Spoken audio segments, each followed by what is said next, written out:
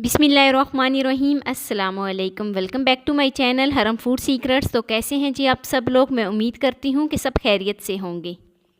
जहाँ भी रहें अल्लाह ताला सबको अपनी हिफ्ज़ अमान में रखे और खुश रखे। तो आज मैं आपके साथ आलू पकौड़ा की बहुत ही मज़ेदार सी रेसिपी शेयर करूँगी, बिल्कुल नए तरीके से।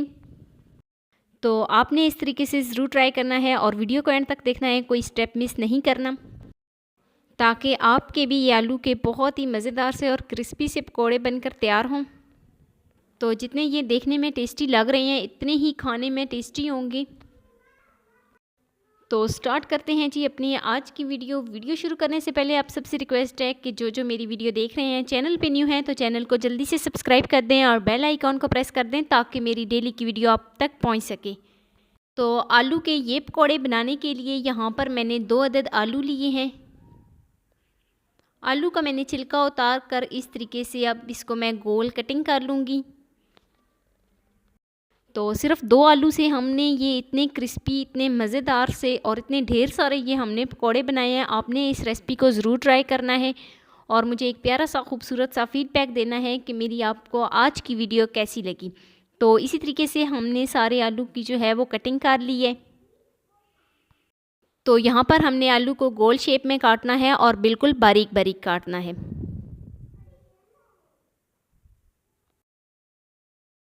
एक ही साइज़ से और एक ही तरीके से हमने सारे आलू की जो है वो कटिंग कर ली है।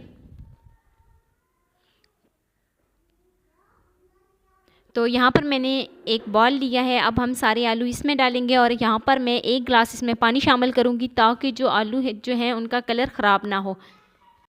तो यहाँ पर अब हम बेसन का जो है वो अमीज़ा तैयार कर लेते हैं। यहाँ पर मैंने 2 बड़े चम्मच बेसन के लिए हैं और 1 टेबलस्पून इसमें कुटी हुई लाल मिर्च शामिल करेंगे, हाफ़ टेबलस्पून इसमें धनिया पाउडर शामिल करेंगे और हाफ़ टेबलस्पून ही इसमें नमक शामिल करेंगे, हाफ़ टेबलस्पून इसमें लाल मिर्च शामिल करेंगे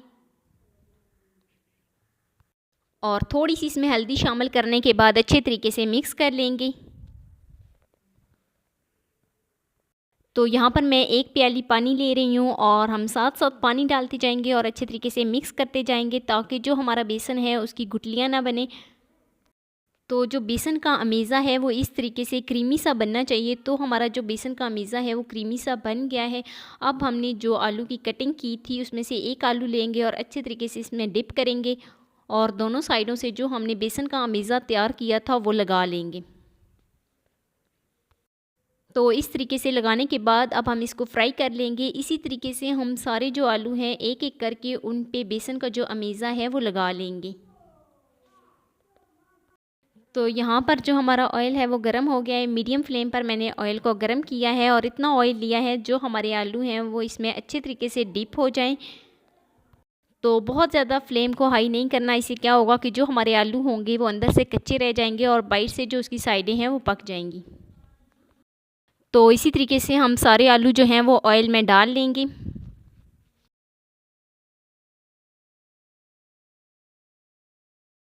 तो काफ़ी हद तक जो इनका कलर है वो चेंज हो गया है। अब हम साइड को चेंज कर लेते हैं। तो अच्छे तरीके से दूसरी साइड से भी हम फ्राई कर लेंगे। तो बहुत ही प्यारा, बहुत ही खूबसूरत सा गोल्डन ब्राउन सा इसमें कलर आ गया है। तो अब हम इसको दोनों साइडों से अच्छे तरीके से फ्राई कर लेंगे।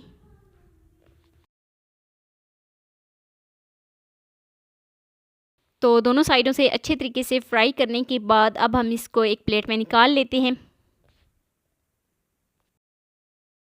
तो वीडियो अच्छी लग रही हो तो लाइक कर दीजिए, चैनल को जल्दी से सब्सक्राइब कर दीजिए।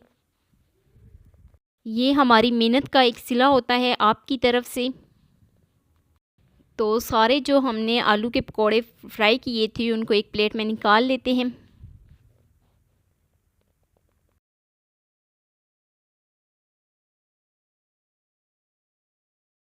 और बिल्कुल इसी तरीके से जो हमारे बाकी रह गए थे वो भी हम फ्राई कर लेते हैं 10 मिनट में। और सिर्फ 2 आलू से आपके ये बहुत ही मज़ेदार से, बहुत ही क्रिस्पी से ये आलू के पकोड़े बनेंगे। और बहुत ही कम बजट में। तो इसी तरीके से जो हमारे पास आलू रह गए थे उनको भी हमने फ्राई कर लिया है और दोनों साइडों से जो है उनका काफ़ी हद तक कलर चेंज हो गया है और अच्छे तरीके से जो है फ्राई हो गए हैं। तो अब हम इनको भी एक प्लेट में निकाल लेते हैं।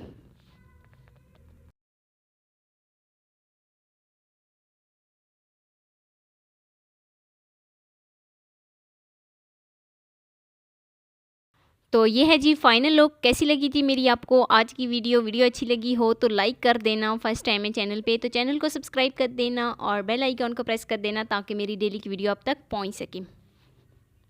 मिलते हैं नेक्स्ट वीडियो में एक नई रेसिपी के साथ। अपना बहुत सारा ख्याल रखना, अपने से ज़्यादा दूसरों का। अल्लाह हाफिज़।